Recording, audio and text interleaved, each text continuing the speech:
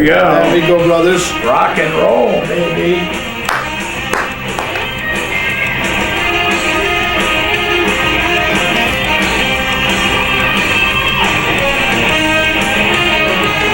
Stand by. Hello and welcome to another edition of the Rabbi Speaks. My name is Rabbi Abba Perelmuter. I am the spiritual director of our congregation Shul by the Shore down here in Belmont Shores, Long Beach, California.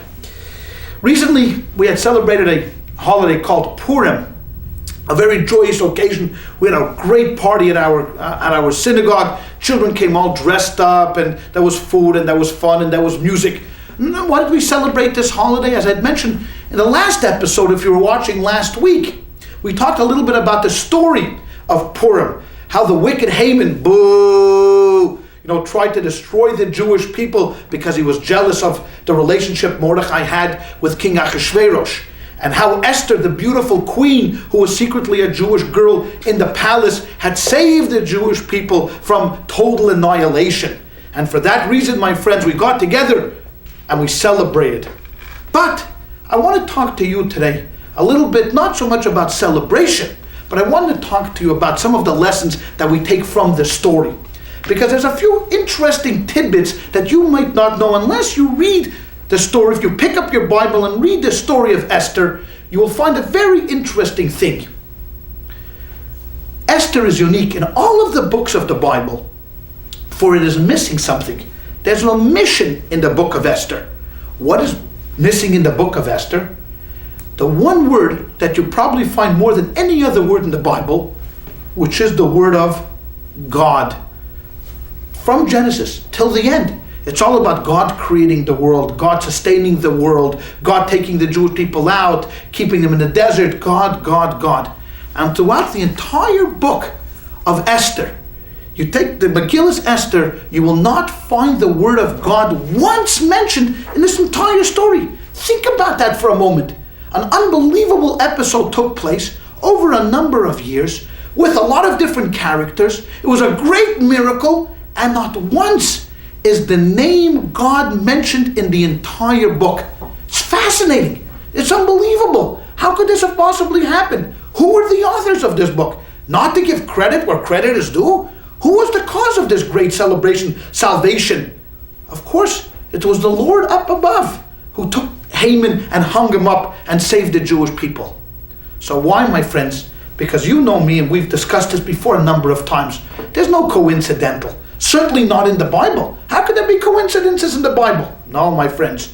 If you believe as I do that the Bible is divine, that God himself had written the Bible and passed it on to us as human beings, you know that there could not be an coincidental in the story of Esther. It wasn't just that someone had omitted it.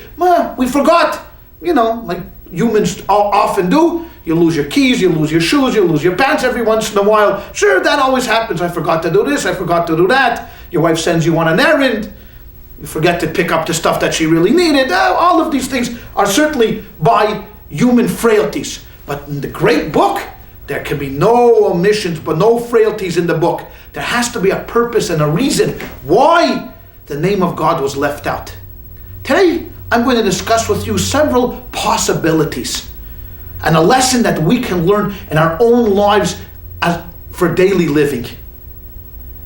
The key question that we struggle with as rabbis and priests and other religious leaders and people, lay leaders, is what is the meaning of life? Why are we here? We come down to earth as a little baby, we struggle 60, 70, 80 years, we pass away, and then what happens? What is the meaning of all of this? 6 billion of us running around the world, and if we stood from a vantage point above, we would think that there's nothing ordered, there's no order here. We see people running here, we see people running there. There's lands of great affluence, the United States of America. There's lands of great poverty. Doesn't make any sense sometimes. We live in confusion. Why am I here? Does God really care if I'm here? 1 out of 6 billion? I mean, there are families that I know that have 15, 16 children. It's hard being recognized in a family of 15 or 16. Think about being one of 6 billion.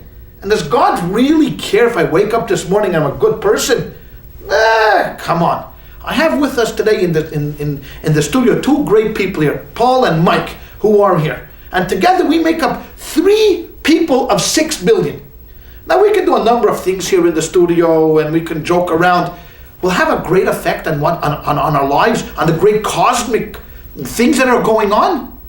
So what is the meaning of life, ladies and gentlemen? Why should we get up in the morning every day and be good and try to struggle to make this world a better place? Because I'll tell you, the Lord in heaven, in his ultimate kindness, created this beautiful world. Why? Because he wanted to prove a point. He wanted to show that he can create human beings like you and I.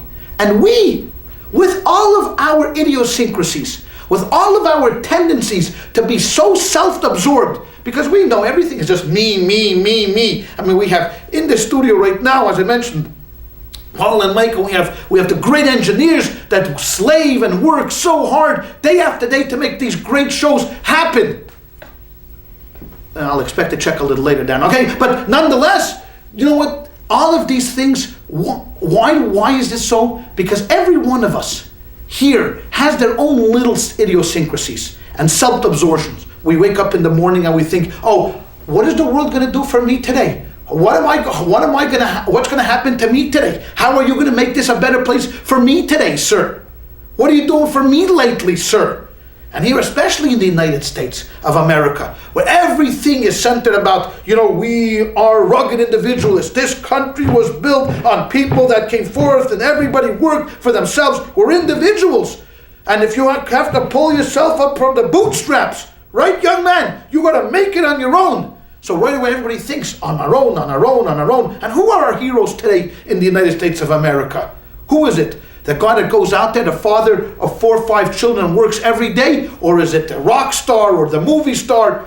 I tell you, ladies and gentlemen, it's tough. Some days it's tough here in the United States. But God in his love, because he loves us so much, he put us into this position where we can make a difference. Because he wants to prove that he can create a human being that seemingly is detached from him. Because God can sometimes seem very distant up in heaven. And we are far away down here on earth. And we think to ourselves, oh, how am I going to make it? How am I going to make it? And God is not visible in front of us.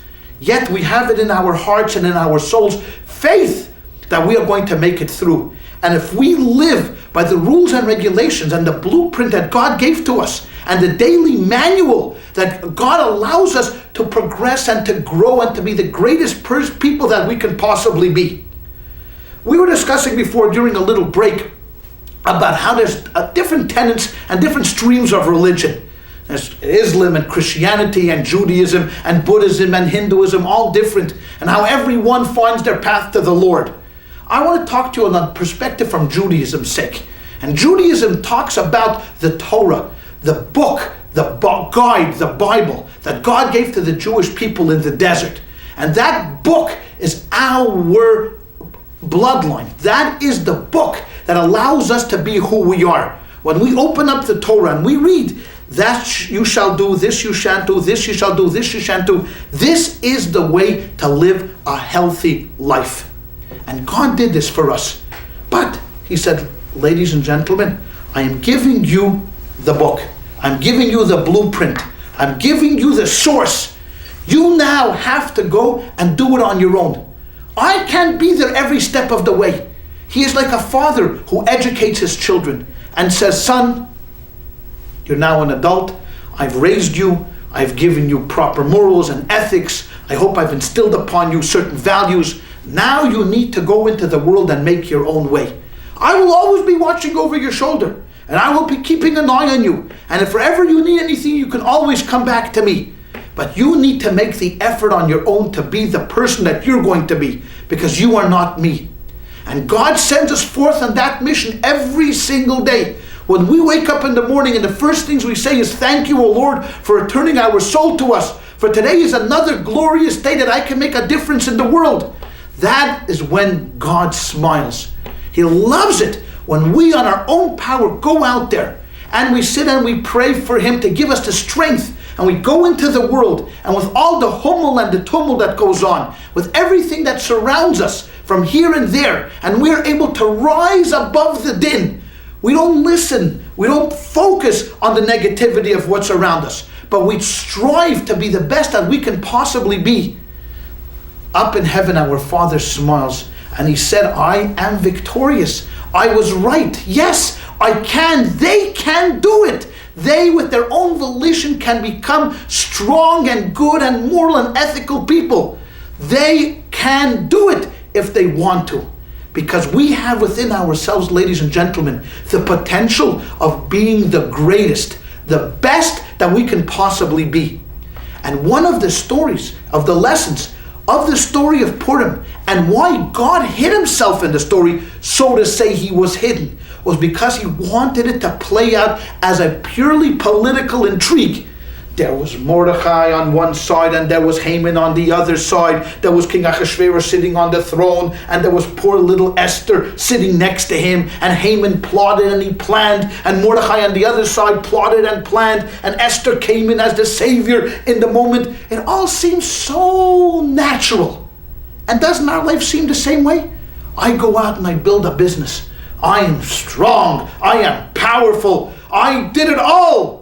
You ask a businessman, what was the number one thing for success? It was me. I'm the guy. It says in the good book in the Hebrew, I and my strength have made this for me. And when we look around the world, we see everything is so natural. Sure, it doesn't seem to have the hand of God in it. But we, people of faith, understand that it is not so. God uses these people. He uses someone like Haman, boo! And He uses someone like Mordechai and like Esther to bring His vision into the world, to bring Him into the world. He only makes it look as if we ourselves are controlling and controlling the game. But really, up in heaven, God is like a puppeteer. And He's telling Haman, Haman, this is what you're going to do. And He's telling Mordechai, this is the next plan to do. If we listen closely, if we are conscious and listen, we can hear the whispers of the Lord to us too. And telling us, my dear friend, this is what I want you to do. I want you to go out today and I want you to help 3 homeless people. They are less fortunate than you. I want you to go out there and to help them. Because you think that by helping them, you're doing them a favor. You're making a big, big mistake. See, we think that by giving charity and doing good deeds, we are helping the less fortunate. You're making a big mistake, my friend. If you think that you can sit on your couch and just write a check and send it off and you've done that charity a favor, no. They have done you a favor. When you lift somebody up from the street and you put him on your shoulder and you bring him into your home and give him a good meal, He has done you a favor. Because He has allowed you to fulfill your own destiny that you were put here on earth. So the next time you give somebody, or you flip someone a quarter, you say thank you. Don't let him say thank you, because he's helped you, my friends. We'll be right back, so don't go away.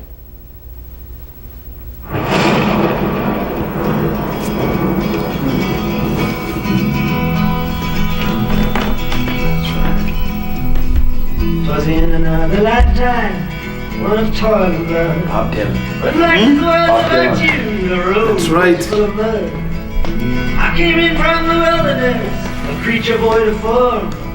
Come in, she said, I'll give you shelter from the storm. If we do not take responsibility for saving animals from extinction, we allow a part of ourselves to die with them, because in the web of life, And if I pass we are all away, connected. You can rest assured. Help World Wildlife Fund protect animals in the places where they live by ordering a free action kit. Together, we can leave our children a living planet. I'll give you shelter from the storm. Welcome back, ladies and gentlemen. We've been talking about several lessons we can learn from the story of Esther in the Bible.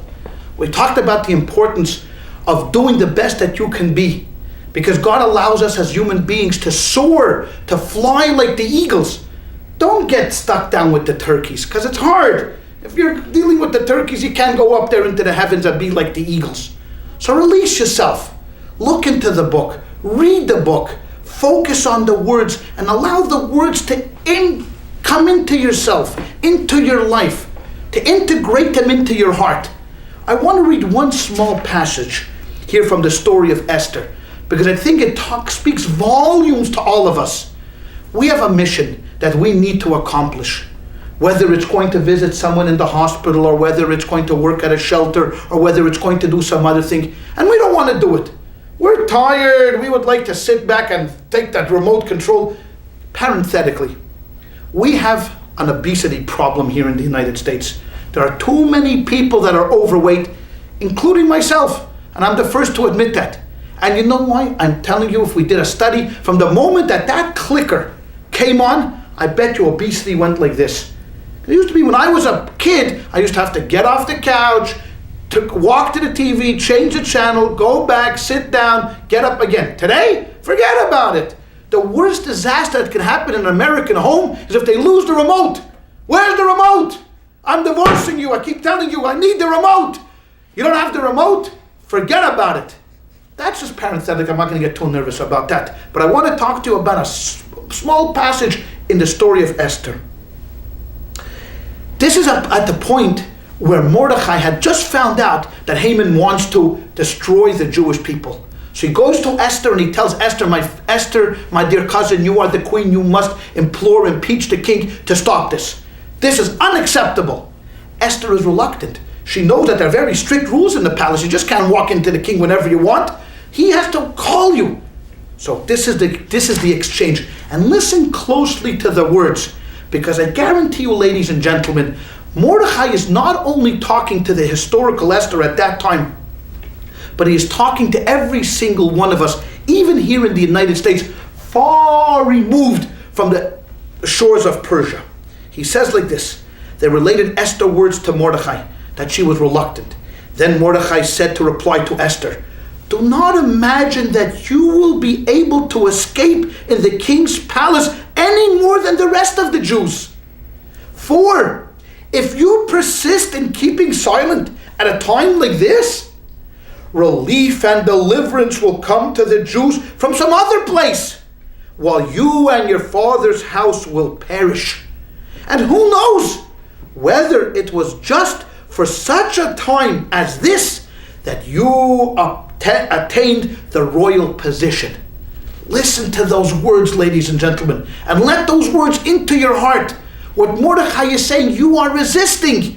You are not allowing yourself to grow. You have a mission that you must accomplish. Get out there into the world. Make the world a better place.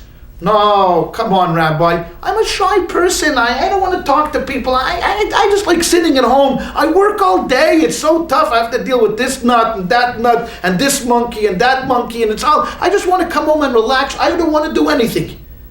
Listen to the words of Mordechai as he says, why are you resisting me? Why are you not out there making this world a better place? Who knows? Maybe that is the reason why you came down to this world, to help one individual. It might be a neighbor, it might be a friend, it might be a relative. And you sit there with your arms folded and you say, well, I'm too shy, I don't want to get involved. Your friend has a drinking problem. You know that. So what do? You sit idly by and don't say anything? Maybe that is the entire purpose Mordechai is saying, for you to meet that person. That is why God put the two of you together. For a moment like this, you must rise up. Don't be scared. Don't be shy. Don't be timid. Be bold and courageous. Think of who made this world great. It was the people that stood up and made a stand. They were not afraid of what other people were going to say. We're afraid. I don't want to do it, Rabbi. I can't. He's a good friend of mine. Yes, if he was a good friend of yours, you would intervene. You would go to him and sit him down, look him straight in the eye, because that is the reason why you met that person. And this is true for all of us in the things that we need to do. We like to escape because as Americans, we love entertainment. We are entertaining ourselves to death. We love to watch the gossip shows. We love gossip. And you know what more? We love when people of power fall. We eat it up. I don't want to mention any shows by name, but you know the newspapers I'm talking about. You know the television shows I'm talking about, ladies and gentlemen. We love those shows. We can't get enough of them. More and more gossip. Why? While we sit home and grow bigger and bigger on our couches. And listen to the words of Mordechai one more time when he says to Esther, this is the time for you to stand up. This is the reason why you attain your royal position. Not so you should be timid. Not so that you should hide in the corner. But you should be one that stood up and be counted. We have seen too many tragedies in the world. Too many times wicked people and evil people have stood up and hurt and harmed and killed and maimed innocent people. You know when they can do that? Only when the righteous people stand at the sidelines. Only when good people remain silent. Only when decent people refuse to take a stand, then these evil dictators and murderers can and have a platform for their evil intent and carry out their wicked designs. But when good and decent and honorable people stand up and they say, no, we will not allow this to happen. We will speak up, and we will speak up in one voice. I thank God every day that I live in the United States of America, because this is the greatest country on God's green earth. There are wonderful people in this country, but as wonderful as we are and as great as we are, we pat ourselves on the back, we still need to do more, because we are the true light unto the world. And if we sit back and we just watch what's happening in the rest of the world and we don't say anything, then what good is our honor? What good is our morality? What good is our decency? What good is our faith if we are not able to withstand those pressures from within inside of ourselves and sit quietly and acquiesce to what's going on around us? When we see injustice, think of the words of Mordechai.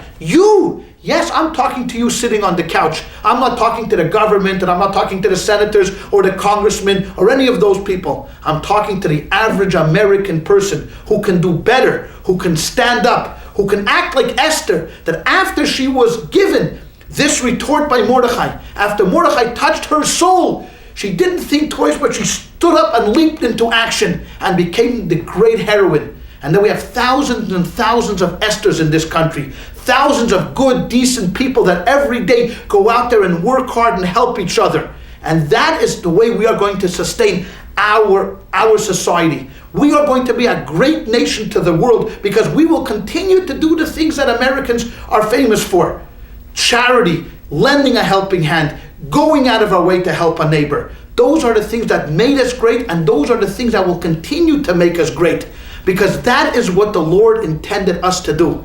And when we read the good book and the story of Esther and Mordechai, and we allow it to integrate into our lives, and our children see that their dad doesn't come home every day and flicks on the television, grabs a beer and just sits there, but he cares and does something else. He volunteers, he goes out, he works at a food bank, he does something else. He cares more about the other guy than he does about himself. Then you know what happens? We raise healthy, happy, and normal children, because those are the children from families that grow up and understand that there is a commitment that our family has made to make this world a better place, both for us, our neighborhood, society, our country, and God. The worst thing that we can do is to waste away our time. That is a sin, ladies and gentlemen, that we can't get back. Time is the biggest thief. You ever know a time give back 1 minute? You ever know someone that got back 1 second of time? No. It never happens. Time steals and is a thief and runs away. And before we know it, we look in the mirror and we see the gray hairs, and the gray beard, and the droop, and the skate. And then we think to ourselves what we could have done. And those words, what we could have and we ought to have, could have been a contender, are the saddest words. So ladies and gentlemen, allow the words of the book of Esther to enter into your heart. Stand up, be counted, move forward, be an example. Don't be a follower. Every one of us can be a leader. You have it within inside of you. You think Esther was happy to do with Mordechai's bidding? You think she was prepared? You think she went to queen school? Nah, she was a timid little girl that ended up in a palace. We ended up here in California. I myself am from Montreal, our great neighbor to the north, and came down here to be in this beautiful, wonderful country. Many of us are not natural leaders. Many of us are people that like to follow. But even as a follower, we're not asking you to rebuild the world. The world is here. You don't have to be the creator. You have to be the sustainer. And that is what Mordechai was asking of Esther. Don't create the world. We're not asking you to build a Tower of Babel. We're not asking you to build arches and Roman Colosseums. We're asking you to live up to your destiny. We're asking you to be who you can be. There was once a great Hasidic rabbi that said, when I die and I go up to heaven, the heavenly court is not going to look at me and say, you know what? Why weren't you like Abraham? Why weren't you like Isaac? Why weren't you like Jacob, the great patriarchs in the Bible? No. They're going to look at me and they're going to say, why weren't you like Zusha? That was his name. Why didn't you accomplish everything you could have accomplished? Because God in His graces put you in a position that you could have influenced and touched so many different people. And what did I worry about? I worried about why my shoes are not shined properly, why the bus is running late, why this is happening, and I get nervous about all the petty little things. The story of Purim, ladies and gentlemen, is not only a Jewish story, it's a universal story. It's a story of people who rose up at a time when they needed to rise up. And what was the end of the story? The end of the story was that a great nation was saved. It could have been the Jews, it could have been somebody else. It could have been anybody in history. Because good people made that happen. And from that story, we got 4 separate commandments, 4 separate things that we need to do on Purim. One is we read the story over again because we needed to remind ourselves, we needed to tell ourselves that this is not a historical fact, but it is a fact, a story that happens every single day. We also had a great feast to share with our family, to sit around and to have family time. How many times do we not do that? We're too busy. I got to make another buck, another deal. No, your family needs time. Thirdly, was giving presents to our neighbors. Walking around the neighborhood and just sharing a telephone call, a something. And fourth, and probably most important of all, was helping out those less fortunate than we are. The disadvantaged. Those people, for whatever reason, they can make it on their own but need our help. Do we need to have the government helping them? They help. Sure, the government helps, but we need to help them as well. Because when we help them, we are helping ourselves attain our legacy, our destiny, and the goal that God put in front of us. Thank you very much, ladies and gentlemen, for watching today. I want to bless you that you should have a healthy, happy, wonderful life. God bless you. Love your neighbors because God loves you, and I'll see you next time. Last week, I talked a little bit about the 10 Commandments and the importance of their role in the Judeo-Christian value system we have here in this country. I got through the first 5, of which we normally call the 5 positives. I am your God, keep Sabbath, honor your father and your mother, don't take my name in vain. They're more spiritual ones. This week, we're going to talk about some commandments that are the very cornerstone of civilization, the ones that make up the social structure of our country, and try to explain why God, in His ultimate wisdom, put these into the 10 Commandments. We begin by talking about the first negative. Thou shalt not murder. Now, in many translations, you also have thou shalt not kill. But there's a difference between murder and killing. Killing is sometimes permitted. As we see within the structure of our court system, within the Bible context, there are transgressions for which capital punishment was meted out. For example, for adultery or for murder. The courts had a perfect right to take the accused, and once he was convicted, to actually put him to death. In time of war, we kill, but it is permitted killing. As much as we dislike and it's horrible to think of that, but killing is sometimes permitted. Self-defense. Hashkem, it tells us in the Torah that if someone comes to kill you, you may rise up and kill them first to protect your family. So the commandment really is what is telling us is thou shalt not murder. Unnecessarily find a victim and kill them for whatever purpose. That is the prohibition. That is, my friends, one of the cornerstones of civilization. If we want to live, make sure the other person lives as well. But that is not all that really goes into this commandment, because killing can be done in a number of different ways. You can murder a person physically by taking them out into the street, shooting them, strangling them, mugging them, and killing them. But there's other ways as well. For example, when we're in a group setting and you embarrass somebody, you say, "Oh man, that is the truly ugliest tie I've ever seen, wow!" Or just say something, "Hey, I heard you got an F on your last exam." And everybody has a good time, ha ha ha, laughing.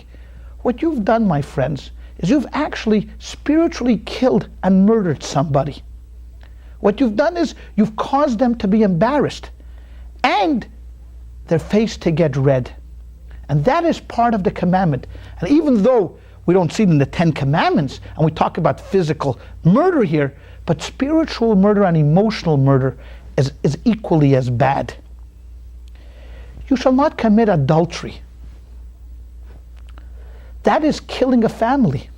When you take someone else's wife, or you take someone else's husband, and superstitiously you have an affair, what you've done is you've not only hurt her or him, but you've also hurt the family, the children, and everybody there.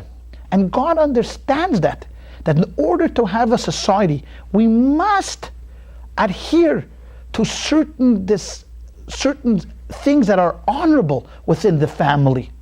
We need to have restraint, that if you want to have a relationship with somebody, you need to go out and to marry them and have that relationship. The Bible itself allows for polygamy. Yes, there are many people in the Bible that had a multiple of wives, but they had to be married to have a relationship with them. To go out and to steal someone else's wife is paramount to murder. And the punishment that the Torah meted out, that the Bible meted out for adultery, was murder. Now, some people in this country don't take it as seriously because it's not punishment. If you have an affair outside, there's very little the government can do. This is between you and your husband and your family. And you know, they've often heard the joke that Moses came down from the mountain and he told the Jewish people, "Ladies and gentlemen, I got good news and I got bad news. The good news is I whittled them down to 10. The bad news is adultery is still in." Now, I always get a chuckle out of that. Haha, you know, that's funny, because we take adultery, we don't take it seriously here in the country. Who's not having affairs here? Who's not fooling around in this country? Statistics are mind-boggling. More than 50% of married people have affairs outside of their marriage. I can't believe it. And everybody thinks to themselves, wow, if that's happening, how come I'm not part of the action? And this sanctity of marriage, this idea of being dedicated to your spouse and only to your spouse, come on, that's so old-fashioned. We have swing clubs. We have things going on in this country that I don't even know of, and I don't even want to know of them. Trust me. And you probably don't want to know of them, what's happened over here.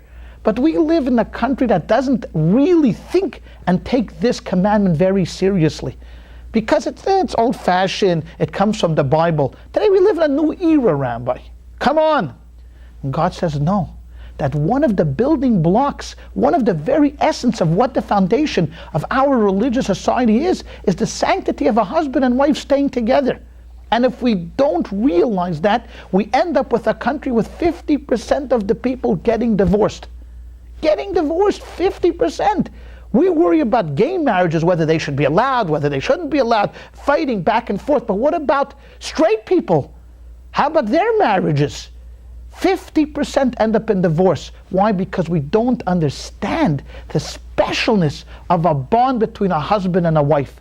And God put that in the 10 Commandments, not in the 613 overall commandments in the Bible, not as a good suggestion, but it's in the 10 big ones.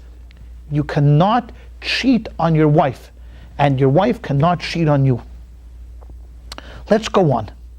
Next one is you shall not steal.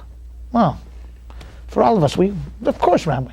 If I asked you, are you a robber? Are you a stealer? No. Well, Why would I do that? God, I grew up in a home where my father and my mother set down values and principles. No, what about, do you ever look over the shoulder of your fellow student's test and catch a glimpse over there? Or really did something like that? Or take someone else's idea and give yourself credit for it? What about that? That's stealing as well. Stealing, for many people, has become kind of, if it doesn't hurt anybody. The IRS, that organization that comes to collect taxes, and we fill out those forms every year and we give ourselves a little bit of an extra nudge on that deduction. We have to be very careful, because the parameters of stealing sometimes get very frayed and we don't see the gray areas that we live in. So we have to be careful to make sure that individual property is very important. That if someone has something, even if we want it, even if we like to have it, sure, you could go out there and buy it. There's not a problem with it. But what belongs to somebody else is somebody else's. Many commentators want to interpret this commandment to really mean kidnapping, not stealing money or something like that, but actually kidnapping, that the punishment for kidnapping in the Bible was death, just like the punishment for murder or for adultery, and that's why they interpret this commandment to really mean kidnapping, where you actually kidnap somebody and use them as your slave. But we also have to remember that we can't take it out of its original context, and talking about stealing is not taking someone else's goods and not taking someone else's ideas and actually honoring someone else's property. It's something that we all claim that we would never do, but if we think to ourselves over the years and our daily living, it's sometimes we fudge a little bit more than we would like to admit. You shall not bear false witness against your fellow man. Now that's not often happens to us, that we're asked to come into a court and to bear false witness. But if you think about it, this also talks about not only in a court of law, but what about telling a lie? What about being truthful? Truth, my friends, is the ultimate in our value system.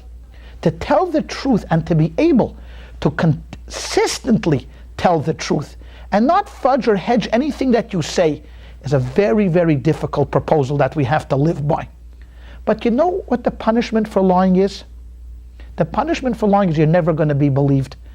We always hear about that story of the boy that cried wolf. He was a shepherd and every day would run into town, wolf, wolf, wolf. Everybody would come running, but then he would laugh, ha, ha, ha, I fooled you again. Then he would do it again the next day and the next day and the next day. And by the time the real wolf attacked, the boy ran into town and no one came because they wouldn't believe him anymore. And the wolf came and devoured his entire flock. What was his punishment? The punishment for not telling the truth was you're not believed. And what happens, it all starts from what comes out of your mouth. That if you tell a little white lie, that leads to you covering up the little white lie, and then covering up that white lie, and covering up that white lie. And now we spend the next year or 2 or 3 and so much time and effort and energy and covering up all of our little lies that we have to cover the other little lies, that if we had just stuck to the truth, we would have so much more time to do things that we want to do. Americans are a very forgiving people. They really are. And if you are if you come forward and you admit and you say to tell the truth and promise not to tell, many people will forgive you. They want to believe you. But if you consistently have to cover your tracks, if you have to keep going over and over and over again and covering those lies, it will lead to stealing, to adultery, and ultimately to murder. So this commandment, even though it relegates itself to bearing false witness against your fellow, it also includes that idea of being honest and being truthful. And sometimes that's very difficult. But remember, standing by your principles is why these things are called the 10 Commandments. That's why there's 10, because these are the very basic building blocks of our society. These are the things that you need to think about every single day and live by them. Make sure that they are integrated within your system, in your life, in your mind, and the way you live. Number 10. Thou shalt not covet your fellow's house. Oh, this is the hardest one. I mean, you could live a whole life without killing, without committing adultery, without stealing. But ladies and gentlemen, how can you live a life without coveting? You drive by every single day and you see a guy driving a Rolls Royce. In your mind, oh, I would love that. Or you drive through Beverly Hills and you say, oh my God, look at that mansion, I love it. Or you see someone walking down the street, or you see a beautiful diamond, I want it, I want it, I want it. Coveting is all part of our system. How can we say that I don't want to covet? But ladies and gentlemen, jealousy sometimes is a good thing. If I'm jealous about someone's knowledge and I want to gain knowledge, it's wonderful, it's great, and it's fantastic. We're going to take a little break right now, and I'm going to explain why God chose the latter 5 to put into the commandments when these seem to be such simple rules.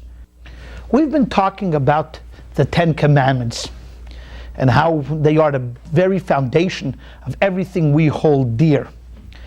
As we've talked about, the first 5 commandments are pretty spiritual.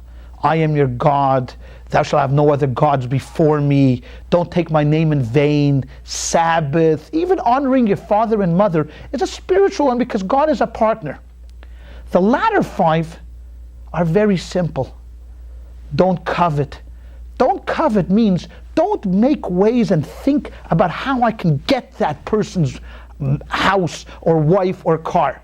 Jealousy, we're never going to get away from that. We're going to be jealous. And sometimes it's even a positive thing, as I told you last time, when we want to better ourselves. I want to be like that scholar. I want to be like that person. I want to better myself. Jealousy is trying to actively complicate our minds and how we're going to get that person's maid or wife or whatever, etc., etc. Or thou shalt not murder, stealing, adultery, and lying. These are very simple. And if you think it for a moment, why did God choose to put in these 5 very simple rules in the 10 commandments? He could have chosen other esoteric ones, things that we're not so used to, other spiritual ones within the Bible. But he chose to put in 5 very essential. As a matter of fact, you don't have to be a religious person to believe in not murdering somebody. You don't have to be a saint to understand that you don't have to commit adultery. You don't have to be a God-fearing person not to steal. There are many secular people, there are many atheists who hold by these commandments as well. So if they're so simple and so basic, why, my friends, did God choose to insert them in the one time in history where he revealed himself to human beings in all of his glory? It's a question that we have been pondering for centuries, trying to understand. And I think that after a lot of speculation and a lot of understanding and scholarship, some great rabbi came up with a brilliant idea. The idea is that God created this world and we are his subjects. That is true. And when we start to form a value system of rights and wrongs, of morals and ethics, we can start from a number of different ways. One way we can start is by declaring that we as human beings are the prize of creation. We are the wisest, the smartest creation that there can be. And therefore, when we set up a country, or a village, or a city, or a town, and we start to put down the very foundations of how that town is going to run, we're going to say to ourselves, well, we're civilized people, and then we're going to put down, thou shalt not murder, thou shalt not kill, thou shalt not commit adultery, be honest in business, don't lie, etc. And those rules were there even before the Torah was given. And we think to ourselves, wow, we've come up with a pretty good system of rules to keep this town running, to keep this city running, to keep this country running. And yet, we think to ourselves that this is all based upon our understanding. As human beings, we have come up with these brilliant ideas. Civilization, a man-made edifice, the Tower of Babel we are building again. And we write this into a great book, and we sign it, and we seal it, and we pass it out to everybody, and we say, ladies and gentlemen, these are the rules and the laws that govern us. We have come up with these ideas. These are man-made rules. And as long as we follow these rules, we'll all live in harmony and peace. And we think, sure, great, no problem. We leave God out of this because we don't need God to tell us that you shall not murder, you shall not steal or commit adultery or be truthful. That's so basic.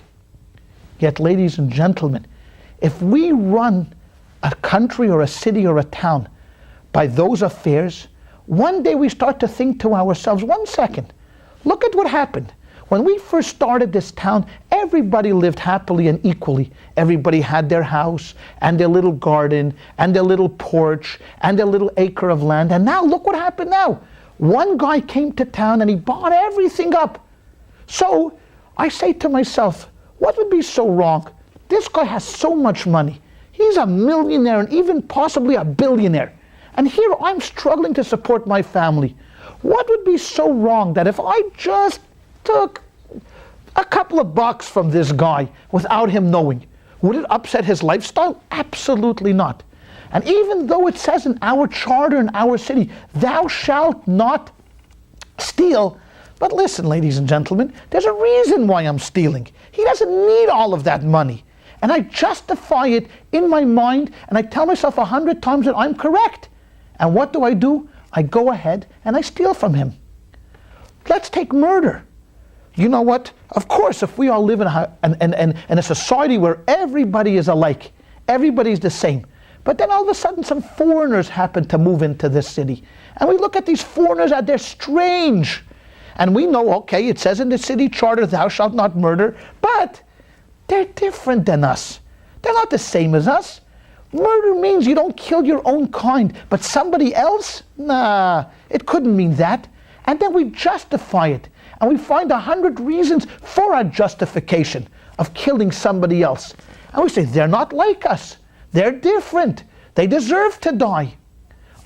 But it says in the charter, but the charter is only man-made. The morals and ethics only hold so much water if it's only from human understanding. And adultery is the same. She's a beautiful woman and I'm a beautiful guy. Shouldn't we get together? And we find ourselves in the office and one thing leads to another. And again, the justification comes in. And of course, lying and coveting, I don't even have to go there. You see where I'm getting at? When we have these rules and regulations and our morality is only based on human understanding, well, the only thing that we have to stop us is our own understanding. It doesn't work. Ladies and gentlemen, a generation or two ago, there was a country that was a very civilized country. It was called Germany.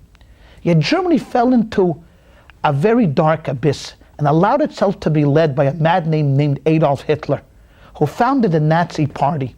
And the Nazi Party said it is okay to kill people that are different than us if they're not white Aryans. And even though you would say to yourself, why? These people were innocent, there's nothing, they weren't a big threat to this country, and namely the Jews or the gypsies or the homosexuals or etc. They were no threat to Adolf Hitler. Yet Hitler made it okay to kill people that are different, to gather them up and to force them into a concentration camp and to simply murder them. Why? Because it was based upon human understanding. And that is why God felt it so necessary to include simple laws, things that we take for granted every single day, and put them into the 10 Commandments to show us and to teach us that these are not rules that are governed because of human understanding that we have come up by ourselves, but these are laws that God had given to us. And even with every justification and 100 reasons working in your way why you should be able to steal from this guy or from that guy, or why you want to commit murder, God says no. And we start by remembering that these are things that God watches over us and cares about every single one of us and cares about our actions, because our actions is what really define who we are. We can speak a good game and we can talk. But it's by our very actions when we have the opportunity of walking into a store and the storekeeper is in the back and I can take those candies and I can stick my hand into the barrel and take a couple of candies and put it in my pocket.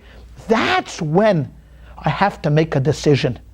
Thou shalt not steal is because God is watching you and He's saying to you, I love you and I care for you, and that's why I want you to follow my law. And I know that by fearing God and by worshiping Him and by not doing what I would naturally want to do, that is why they are in the 10 Commandments.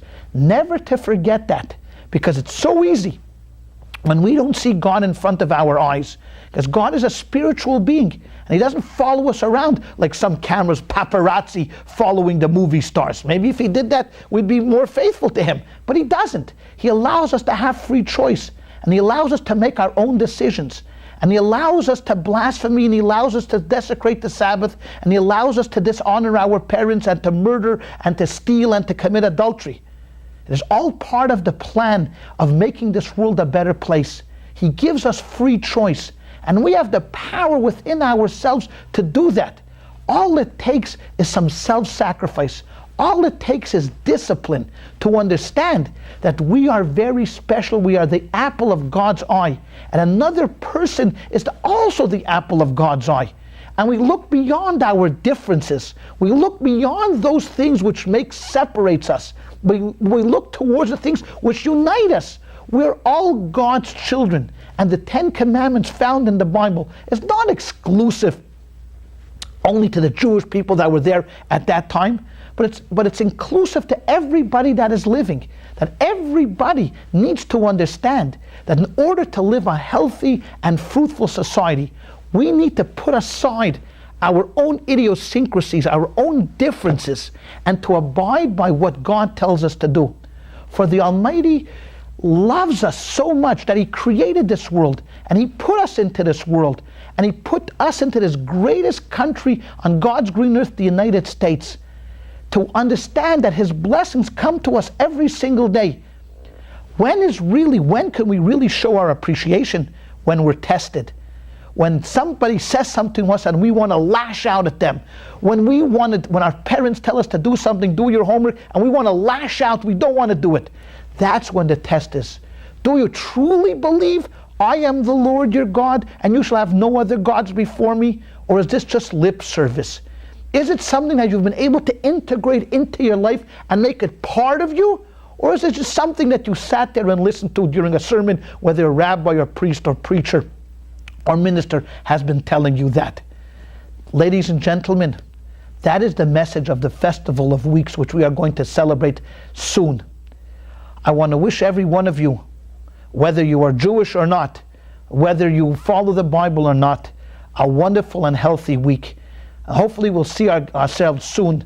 And remember, be good to your friends and to your neighbors, because God loves every single one of us. And what He wishes is for us to also love everybody around us and to make your little place on this earth a holy place and a God-fearing place. Thank you. Until next time, God bless you all.